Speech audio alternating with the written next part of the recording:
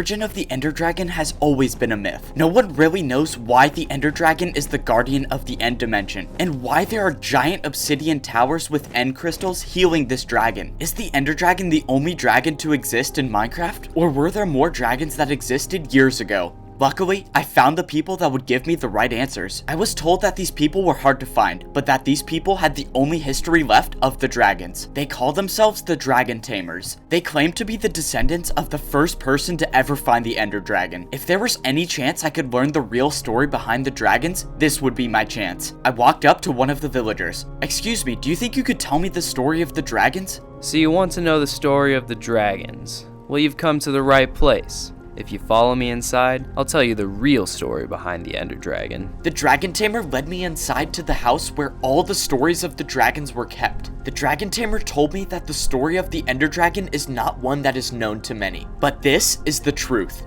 Alright kid, you wanted to know the story, but just prepare yourself. It's not exactly what you think it is.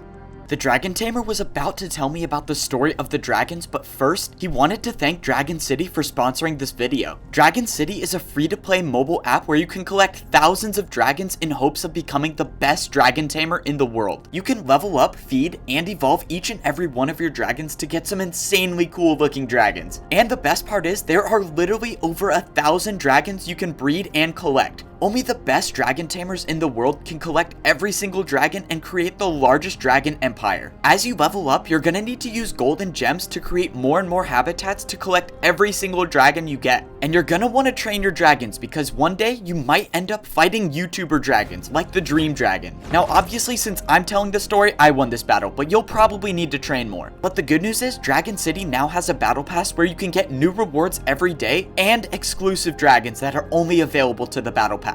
If you download Dragon City right now through the link in my description, you'll get free gold, food, and this entire scout dragon, all for free. Now, back to the story. The story starts out with a young traveler who stumbles upon something that will change the world forever. He stumbled upon the Stronghold, the home to the End Portal. This was a time when no one knew about the End Dimension, until now. The traveler found the End Portal and decided to be the first person to explore this new dimension, except he wasn't ready for what he was about to find. The traveler found himself on a giant floating island with nothing but Endermen and the Void. There was absolutely nothing here, no trees, no water, nothing. That was until the traveler made the biggest discovery of all. The traveler laid eyes on a ginormous beast being swarmed and attacked by Endermen. The traveler's instinct was to help save this dragon from the Endermen. With the traveler's help, he was able to take out every Enderman in sight and save the dragon. After it was all over, the traveler stood face to face with the giant monster of the End Dimension. Except this dragon wasn't the Ender Dragon we know today. The traveler worshipped the Ender Dragon, and the dragon was grateful for the traveler's help. But the dragon had a mission for the traveler. The Ender Dragon explained how she was the last dragon in existence, and that soon she would die off because she was so old, and she couldn't hatch her eggs here because of the Enderman. The Ender Dragon wanted the dragons to live on, so the traveler agreed to help. He grabbed all the dragon eggs and brought them back to the overworld. The traveler was about to save the dragons from extinction, but he wasn't worried about what might happen. When the dragon hatched, something unexplainable happened, and the dragon just didn't survive. The traveler thought he failed, and he wasn't sure what went wrong. He thought the dragon might not be able to survive in this dimension, so he tried something else. The traveler journeyed to the Nether where he thought he could hatch the egg there. But once again, the traveler had no luck, and for some unexplainable reason, the dragon did not survive in the Nether dimension.